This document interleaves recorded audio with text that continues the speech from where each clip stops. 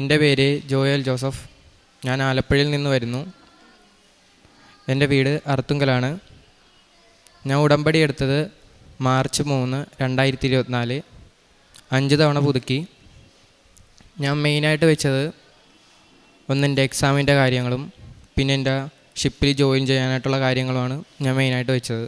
Marine എഞ്ചിനീയറിങ്ങിൻ്റെ എക്സാമിന് വേണ്ടിയിട്ടായിരുന്നു ഞാൻ മാതാവിൻ്റെ അടുക്കെ ഉടമ്പടി വെച്ചത്. ഞാൻ ഫസ്റ്റ് ഉടമ്പടി എടുക്കാതെയാണ് ഈ മറൈൻ എഞ്ചിനീയറിങ്ങിൻ്റെ കോഴ്സിന് പോയത്. അങ്ങനെ കോഴ്സിനൊക്കെ പോയി 6 മാസത്തെ കോഴ്സായിരുന്നു. അങ്ങനെ കോഴ്സൊക്കെ കഴിഞ്ഞ് നാട്ടിൽ വന്നപ്പോൾ എക്സാമിൻ്റെ റിസൾട്ട് വന്നു. അതിലൊരു സബ്ജക്റ്റ് ഞാൻ ഫെയിലായി. GSK എന്ന് പറഞ്ഞ സബ്ജക്റ്റാണ് ഞാൻ ഫെയിലായത്. അങ്ങനെ മാതാവിൻ്റെ അടുക്കെ വന്നു, ഉടമ്പടി എടുത്തു. വീട്ടിൽ ആരുടെ അടുക്കലും ഞാൻ പറഞ്ഞില്ല എക്സാം ഫെയിലായത് കാര്യം. അങ്ങനെ എൻ്റെ അമ്മയ്ക്ക് മാത്രമേ അറിയത്തുള്ളായിരുന്നു ഈ കാര്യം. അങ്ങനെ അമ്മ പറഞ്ഞു, മാതാവിൻ്റെ അടുക്കെ പോയി നമുക്ക് ഉടമ്പടി എടുക്കാം. അങ്ങനെ മാതാവിൻ്റെ അടുക്കെ വന്നു, ഉടമ്പടി എടുത്തു.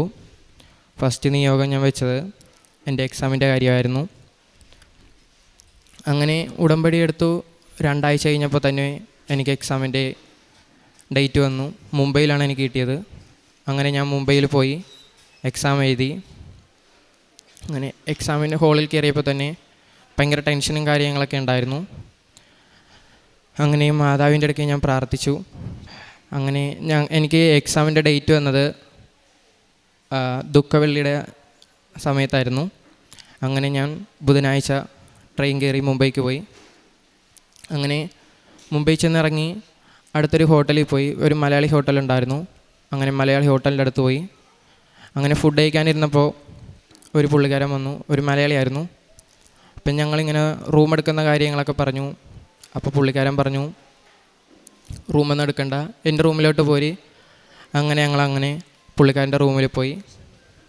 പൈസയൊന്നും മേടിച്ചില്ല. അങ്ങനെ പുള്ളിക്കാരൻ്റെ റൂമിൽ പോയി. പിറ്റേ ദിവസം ഞങ്ങൾക്ക് എക്സാമാണ്. അങ്ങനെ വെളുപ്പിനെ ഒരു 4 മണിയൊക്കെ ആയപ്പോൾ അവിടെ നിന്ന് ഇറങ്ങി നേരെ കോളേജിൽ വന്നു. 10 മണിയൊക്കെ ആയപ്പോൾ എക്സാം ആയിരുന്നു. അങ്ങനെ എക്സാം ഹോളിൽ കയറി. ഓൺലൈൻ എക്സാം ആയിരുന്നു. എക്സാം ഹോളിൽ കയറിയപ്പോൾ മാതാവിൻ്റെ കാശുരൂപവും നേർച്ചവസ്തുക്കളും എല്ലാം എടുത്തിട്ടാണ് ഞാൻ ഹോളിൽ കയറിയത്. അങ്ങനെ ഹോളിൽ കയറിയപ്പോൾ ഞങ്ങൾക്ക് ഓൺലൈൻ എക്സാം ആയിരുന്നു. അങ്ങനെ ഓൺലൈൻ എക്സാമിന് ഫസ്റ്റ് ക്വസ്റ്റ്യൻ വന്നപ്പോൾ കുഴപ്പമില്ല, അറിയാവുന്ന ക്വസ്റ്റ്യനാണ്, അങ്ങനെ വിട്ടു. കുറച്ച് ക്വസ്റ്റ്യനൊക്കെ കഴിഞ്ഞപ്പോൾ ഒന്നും അറിയാൻ മേലാത്ത ക്വസ്റ്റ്യനൊക്കെ വരാൻ തുടങ്ങി. ഞാൻ മാതാവിൻ്റെ അടുക്ക് പ്രാർത്ഥിച്ചു, മാതാവേ എനിക്ക് ക്വസ്റ്റ്യൻ മനസ്സിലാവുന്നില്ല, മാതാവ് ഒന്ന് എന്നെ റെഡിയാക്കണമെന്ന് ഞാൻ പ്രാർത്ഥിച്ചു. ക്വസ്റ്റ്യൻ വായിച്ചു നല്ലവണ്ണം. അങ്ങനെ എല്ലാ ക്വസ്റ്റ്യനും അറ്റൻഡ് ചെയ്തു. എക്സാം കഴിഞ്ഞു. തിരിച്ച് നാട്ടിൽ പോന്നു. 1 മാസം കഴിഞ്ഞപ്പോൾ റിസൾട്ട് വന്നു. ഞാനതിൽ പാസ്സായി. വളരെ സന്തോഷമുണ്ടായിരുന്നു എക്സാം പാസ്സാകുന്നു. അങ്ങനെ മാതാവിൻ്റെ അടുക്ക് പ്രാർത്ഥിച്ചുകൊണ്ട് ഞാൻ അങ്ങനെ എക്സാം പാസ്സായി. അത് കഴിഞ്ഞ് 1 മാസം കഴിഞ്ഞപ്പോൾ കോളേജിൽ നിന്ന് വിളിച്ചു. സർട്ടിഫിക്കറ്റ് വന്നിട്ടുണ്ടെന്ന് പറഞ്ഞ് വിളിച്ചു. അങ്ങനെ സർട്ടിഫിക്കറ്റ് മേടിക്കാൻ വേണ്ടിയിട്ട് കോളേജിൽ പോകാൻ വേണ്ടിയിട്ട് നിൽക്കുമ്പോഴാണ് പോസ്റ്റ് ഓഫീസിൽ നിന്നൊരു പോസ്റ്റ് വരുന്നത്. അങ്ങനെ പോസ്റ്റ് ഓഫീസിൽ നിന്ന് തുറന്നു നോക്കിയപ്പോൾ മുംബൈ പോലീസ് സ്റ്റേഷനിൽ നിന്നുള്ളൊരു കത്തായിരുന്നു. അങ്ങനെ ശരിക്കും ടെൻഷനായിപ്പോയി. എന്താ ചെയ്യേണ്ടതെന്ന് അറിയാൻ മേലായിരുന്നു. പിന്നെ ഞങ്ങളുടെ അടുത്തുള്ള അർത്തുങ്കൽ പോലീസ് സ്റ്റേഷനിൽ പോയി. അങ്ങനെ പോലീസുകാരായിട്ട് കോൺടാക്ട് ചെയ്തു. മുംബൈ പോലീസ് സ്റ്റേഷനിൽ അങ്ങനെ കോൺടാക്ട് ചെയ്തു. അപ്പോൾ അവർ പറഞ്ഞത് 5 ദിവസത്തിനുള്ളിൽ അവിടെ മുംബൈ പോലീസ് സ്റ്റേഷനിൽ എത്തണമെന്നായിരുന്നു. കാര്യം എന്താണെന്ന് ഒന്നും അറിയില്ലായിരുന്നു. 5 ദിവസത്തിനുള്ളിൽ അവിടെ എത്തണമെന്ന് പറഞ്ഞാണ് ആ പേപ്പറിൽ എഴുതിയിരുന്നത്. അങ്ങനെ മാതാവിൻ്റെ അടുക്കൽ വന്ന് പ്രാർത്ഥിച്ചു. ഉടമ്പടി തൈലവും എല്ലാം ഉപ്പും തേനും എല്ലാം എടുത്തിട്ടാണ് ഞാൻ ട്രെയിൻ കയറിയത്. ഞാനും എൻ്റെ ചാച്ചനും കൂടിയാണ് പോയത്. അങ്ങനെ ട്രെയിനിലിരുന്ന് കൊന്തയില്ലുകയും പ്രാർത്ഥിക്കുകയും ചെയ്തു. മാതാവിൻ്റെ അടുക്കെ അമ്മ ഇവിടെ കൃപാസനത്തിൽ വന്ന് പ്രാർത്ഥിക്കുകയും ചെയ്തു എൻ്റെ മകൻ്റെ കാര്യത്തിന് വേണ്ടിയിട്ട്. അങ്ങനെ വന്ന് പ്രാർത്ഥിച്ചു. അങ്ങനെ ഞങ്ങൾ ട്രെയിൻ കയറി. പിറ്റേ ദിവസം വൈകിട്ടൊക്കെ ആയപ്പോൾ മുംബൈയിലെത്തി. അങ്ങനെ മുംബൈ പോലീസ് സ്റ്റേഷനിലായിട്ട് ഞാൻ വിളിച്ചു. അപ്പോൾ അവർ പറഞ്ഞു സ്റ്റേഷനിലായിട്ട് പോരി, സ്റ്റേഷനിൽ ആൾക്കാരുണ്ട്. അങ്ങനെ സ്റ്റേഷനിൽ വന്നു. അങ്ങനെ അവർ പറഞ്ഞു സ്റ്റേറ്റ്മെൻറ്റിന് വേണ്ടിയിട്ടാണ് വിളിപ്പിച്ചത്, നിൻ്റെ മെയിൽ ID നിന്നാണ് ഒരു പ്രശ്നം പറ്റിയിരിക്കുന്നതെന്ന് പറഞ്ഞ്. ഞങ്ങൾ റൂമെടുത്ത പുള്ളിക്കാരൻ എൻ്റെ ഫോൺ എടുത്തിട്ട് എന്തോ ഒരു പൈസ സംബന്ധമായ ഇടപാട് എന്തോ നടത്തി. ഞാൻ ഉറങ്ങിക്കിടന്നപ്പോഴാണ് ഈ സംഭവം നടന്നത്. മാതാവിൻ്റെ അനുഗ്രഹം കൊണ്ട് ഒരു ആപത്തും വരാതെ കാത്തുപരിപാലിച്ചു. സംഭവം എന്ന് വെച്ചാൽ പൈസ സംബന്ധമായ ഇടപായിട്ടുള്ള കാര്യങ്ങളായതുകൊണ്ട് എൻ്റെ മെയിൽ ഐ ഡിയിൽ നിന്നാണ് ഈ സംഭവം നടന്നേക്കുന്നത്. അതിൻ്റെ ഒരു സ്റ്റേറ്റ്മെൻറ്റിന് വേണ്ടിയിട്ടാണ് മുംബൈ പോലീസ് സ്റ്റേഷനിൽ നിന്ന് വിളിച്ചത്. അങ്ങനെ പോയി സ്റ്റേറ്റ്മെൻറ്റ് കൊടുത്തു. അപ്പോൾ ചോദിച്ചു അവരെന്തിനു വന്ന, ഞങ്ങളിവിടെ മുംബൈയിൽ എന്തിനു വന്നാണ്, അങ്ങനെ കുറേ കാര്യങ്ങളും ഡീറ്റെയിലൊക്കെ ചോദിച്ചു.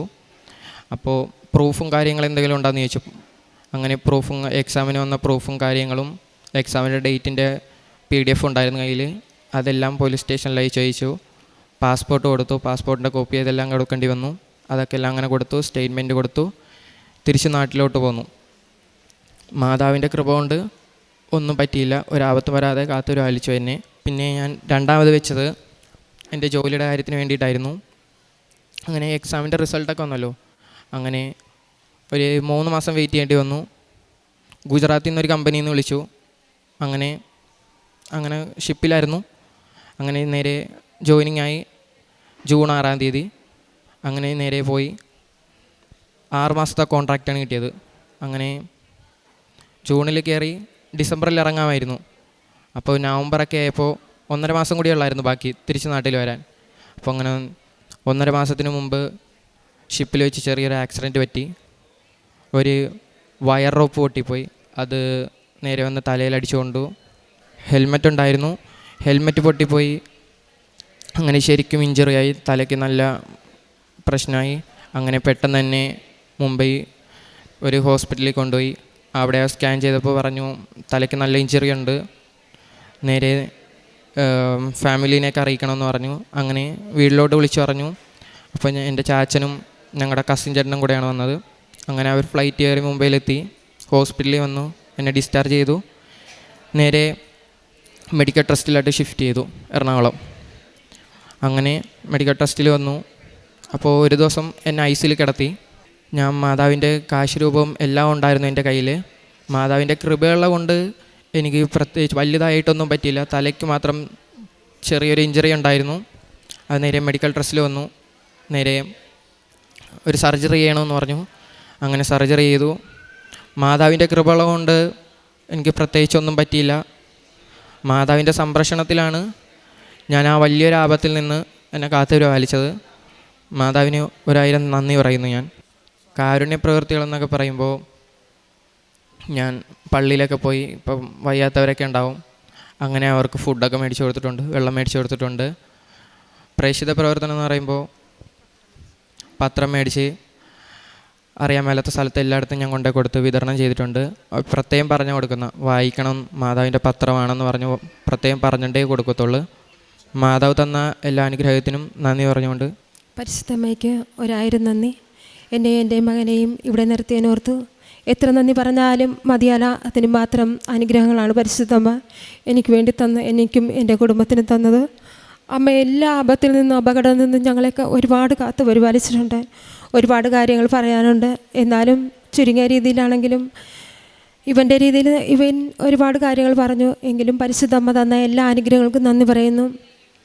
ഇവൻ അപകടം പറ്റിയ സമയത്തൊക്കെ എല്ലാം എന്നെ ആരും എന്നോടൊന്നും പറഞ്ഞുമില്ല. ഞാൻ ആകെപ്പാട് ടെൻഷനായിരുന്നു.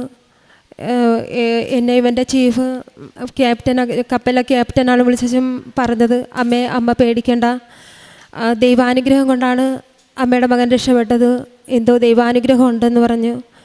അത് കഴിഞ്ഞ് ചീഫ് എൻജിനീയറിൻ്റെ ഈ മുംബൈയിൽ ഒരു ഇവൻ ഹോസ്പിറ്റലിൽ ഇറന്നപ്പോഴത്തേക്ക് അവിടെ ഒരു ചീഫ് എൻജിനീയർ ഉണ്ടായിരുന്നു. ആ ചീഫ് എൻജിനീയറിൻ്റെ നമ്പർ എൻ്റെ കയ്യിൽ തന്നു. അമ്മ വിളിച്ചാൽ മതി എന്ന് പറഞ്ഞു. അങ്ങനെ ഞാൻ വിളിച്ച് ഇവനുമായിട്ട് സംസാരിച്ചു. അപ്പോൾ പറഞ്ഞു അമ്മ പേടിക്കണ്ട, എനിക്കൊരു കുഴപ്പമില്ലെന്ന് പറഞ്ഞു. അത് കഴിഞ്ഞ് പക്ഷേ ഇവന് ഹെഡ് ഇഞ്ചുറി ആണെന്ന് പറഞ്ഞ് സ്കാൻ ചെയ്തപ്പോഴത്തേക്ക് തലക്ക് നല്ല ഇതുണ്ടെന്നാണ് പറഞ്ഞത്. പക്ഷേ എന്നെ ആരും അറിയിച്ചില്ല. എൻ്റെ മകള് ഒരുപാട് വിഷമിച്ച എൻ്റെ മകള് നേഴ്സാണ്. മാതാവിൻ്റെ അനുഗ്രഹത്താൽ ഒരുപാട് തടസ്സങ്ങളുണ്ടായിരുന്നു. എങ്കിലും അവൾ ഇറ്റലിലാണ്. അങ്ങനെ അമ്മയുടെ അനുഗ്രഹത്താൽ ഒരുപാട് കാര്യങ്ങൾ അമ്മ നടത്തി തന്നു. അമ്മയുടെ സംരക്ഷണത്തിൽ അമ്മയുടെ കാശുരൂപവും അമ്മയുടെ ഉപ്പും തേനും നേർച്ച വസ്തുക്കളെല്ലാം ഉപയോഗിച്ച് ഒരുപാട് കാര്യങ്ങൾ അമ്മ ഞങ്ങൾക്ക് നടത്തി തന്നു. അമ്മ തന്ന എല്ലാ അനുഗ്രഹങ്ങൾക്കും എത്ര നന്ദി പറഞ്ഞാലും മതിയാകുകയില്ല. പിന്നെ ഇവൻ പരീക്ഷ എഴുതാൻ പോയി മുംബൈയിൽ സ്റ്റേഷനിൽ വെച്ച് പോലീസ് സ്റ്റേഷനിലെ കാര്യം വെച്ച് അവിടുന്ന് ഒരു പേപ്പർ വന്നപ്പോഴത്തേക്ക് ഞാൻ അവിടെ ആ പേപ്പറുമായിട്ട് ഞാൻ മാതാവിൻ്റെ നടയിൽ ഇവിടെ വന്ന് ഈ അൾത്താരെ വന്ന് അമ്മയുടെ നടയിൽ വന്ന് പ്രാർത്ഥിച്ചു, മാതാവേ എൻ്റെ മകന് ഒരു ആപത്തും വരത്തില്ല, എൻ്റെ മകനെ കാത്തുകൊള്ളണേന്ന്. അതിനുശേഷം ഞാൻ ആ പേപ്പറുമായിട്ട് വീട്ടിൽ തിരിച്ചു വന്നു. അത് കഴിഞ്ഞ് ഇവരെത്തണ സമയത്ത് തന്നെ പിന്നെയും ഞാൻ ഇവിടെ മാതാവിൻ്റെ അടുത്ത് ഓടിയെത്തി. അമ്മ മാതാവേ ഇന്ന് തന്നെ ഈ കാര്യത്തിന് ഒരു തീരുമാനം ഉണ്ടാക്കി തന്നെ എന്ന് പറഞ്ഞു. ഞാൻ വീട്ടിലെത്തിയപ്പോൾ തന്നെ എനിക്ക് ഫോൺ വന്ന്, അമ്മ ഞങ്ങളിവിടെ സ്റ്റേഷനിൽ നിൽക്കുകയാണെന്ന് പറഞ്ഞ്. അമ്മ തന്ന എല്ലാ അനുഗ്രഹങ്ങൾക്കും അവിടെ നിന്ന് ആ സ്റ്റേഷനിൽ നിന്ന് തന്നെ അമ്മ എല്ലാ കാര്യവും നടത്തി ഒരു ആപത്തും കൂടാതെ എൻ്റെ മകനെ അവിടെ നിന്ന് കാത്ത് പരിപാലിച്ചു. ഇത്രയൊക്കെ ചെയ്ത എല്ലാ എൻ്റെ പരിശുദ്ധ അമ്മയ്ക്കും തിരുക്കുമാരനും 1000 നന്ദി. ദാനിയേലിൻ്റെ പുസ്തകം 6-ാം അധ്യായം 23-ാം തിരുവചനം. തൻ്റെ ദൈവത്തിൽ ആശ്രയിച്ചിരുന്നുകൊണ്ട് ദാനിയേലിന് ഒരു പോറൽ പോലും ഏറ്റതായി കണ്ടില്ല.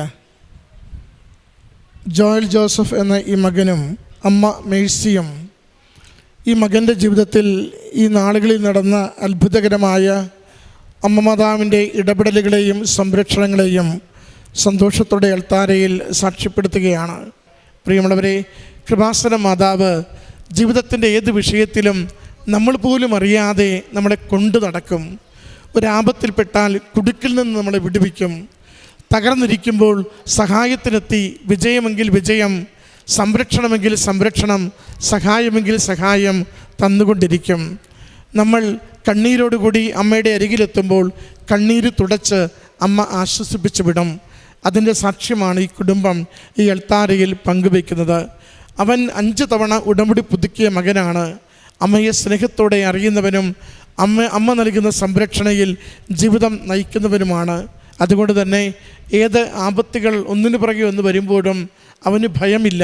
കാരണം ജീവിതം അമ്മയുടെ കരങ്ങളിൽ ഞാൻ കൊടുത്തിട്ടുണ്ട്.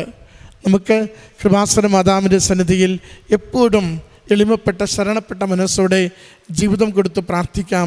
ഏതാപത്തിലും ഏത് രോഗത്തിലും ഏത് അത്യാഹിതത്തിലും അമ്മ കൂടെ നിന്ന് ഈശോയിൽ നിന്ന് നമ്മളെ സംരക്ഷിക്കുകയും സഹായിക്കുകയും ചെയ്യും. ഈ കുടുംബത്തിന് ലഭിച്ച ഈ അനുഗ്രഹങ്ങൾക്ക് അമ്മ മാതാവിനും തിരുക്കുമാരനും നന്ദി പറഞ്ഞുകൊണ്ട് കരങ്ങളടിച്ച് ഈ സാക്ഷ്യം സമർപ്പിക്കാം. അത്യപൂർവ ദൈവാനുഭവങ്ങൾ ഇനി നിങ്ങൾക്കും സ്വന്തം.